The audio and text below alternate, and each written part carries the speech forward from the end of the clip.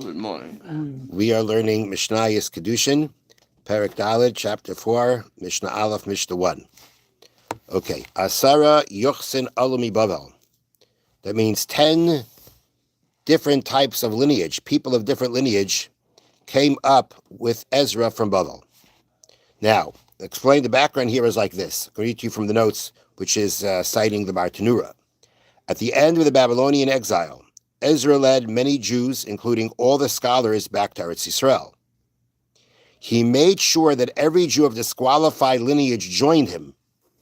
Every Jew of disqualified lineage joined him.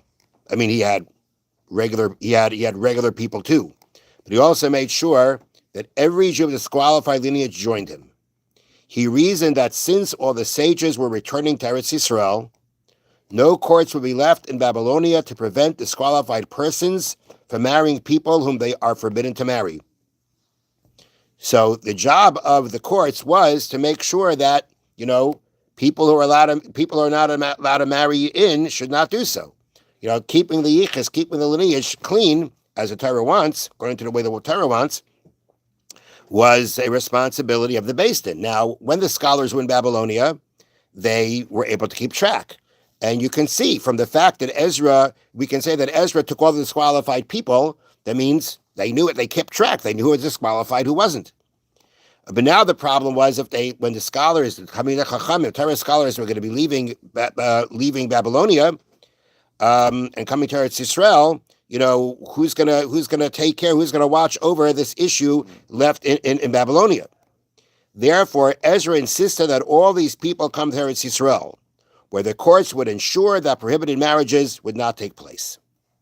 Okay, so that's the background to the fact that we're talking about all these different people with different lineages came up from Bavel, and what it means came up from Bavel. Okay, so what's the list? The list is Kohanim, Leviim, Levites, Yisraelim, right? Those are the three groups of the Jewish people: Kohanim, Leviim, Yisraelim. Kohanim, descendants of Aaron; Leviim, descendants of the tribe of Levi; Yisrael, everybody else. Then we have Chalali, which we refer to as Chalalim. What are Chalalim? We've had this before. If a Kohen cohabits with a woman who is forbidden specifically to Kohanim, such as a divorcee or convert, a child born from their union is a chalal. We call them a chalal, that's the male form, or a chalal, a female. Although the father of a chalal is a Kohen, the chalal himself is not a Kohen. Rather, he has the same laws as a regular Yisrael.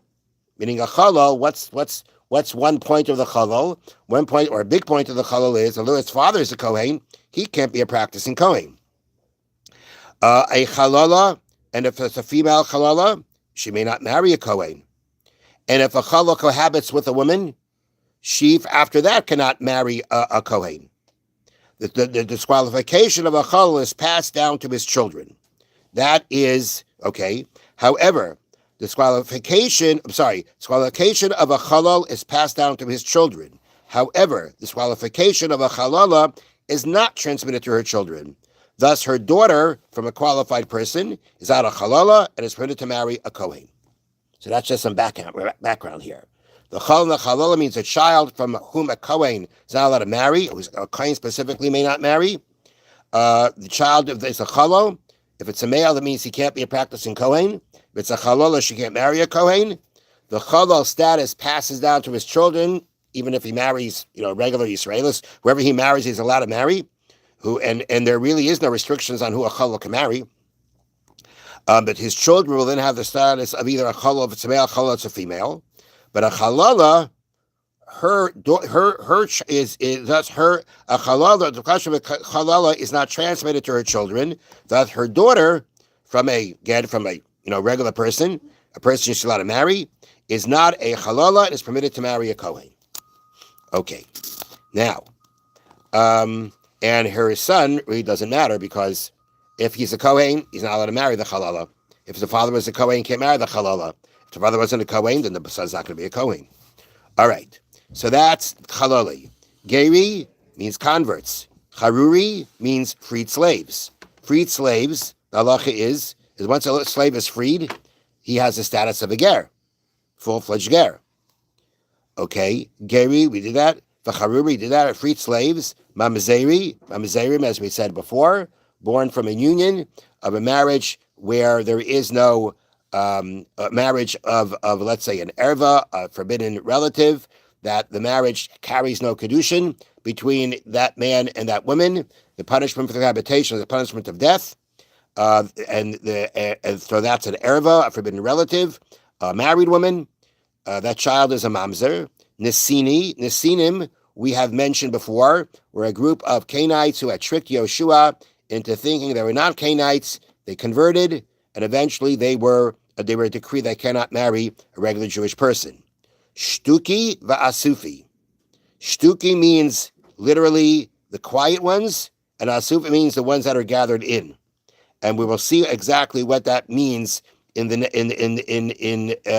see what that means in the next Mishnah specifically.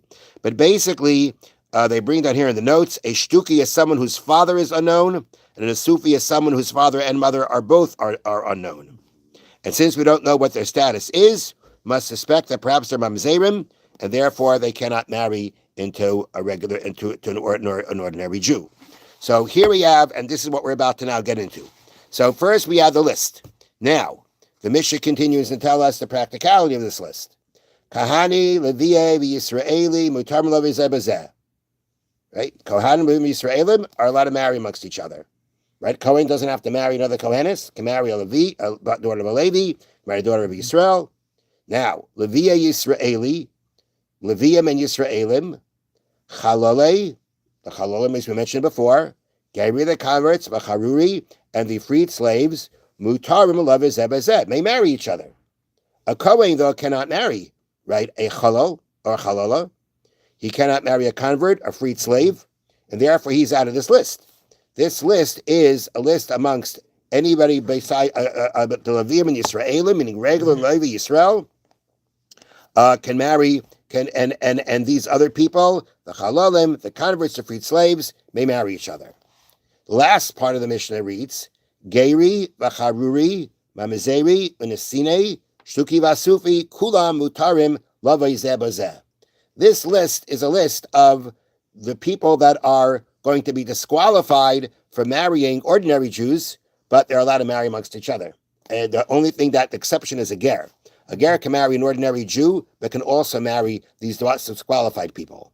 So the gerim, the convert, the freed slave, the mamzer, the nesin, the shtuki vasufi, these children, these people who don't know who their father or who their parents were, and therefore there's a question, maybe they're mamzerim.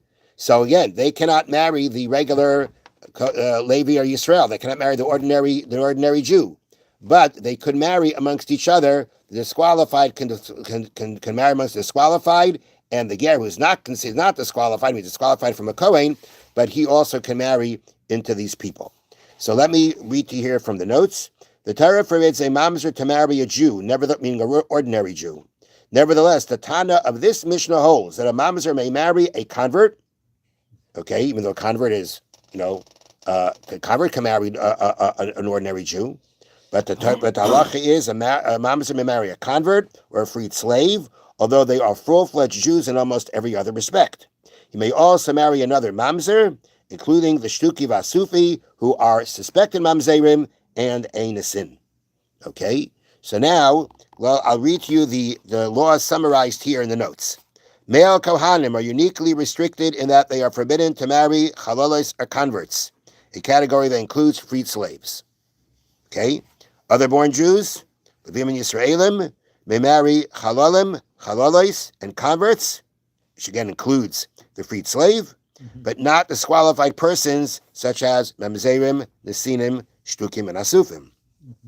Converts and disqualified persons. Disqualified, again, there is the list of the mamzerim, the nesinim, the shtukim, and the asufim, meaning they're the ones who can't marry an ordinary Jew.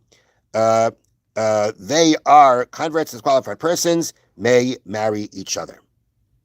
Okay. And they bring down our Mishnah, which permits marriage between converts and disqualified persons, represents only one Tanai opinion. Another view is found in Mishnah 3 that we will in the future learn. Mitzvah Hashem. Okay, have a wonderful day. Thank you, Rabbi. So the whole reason the shtuki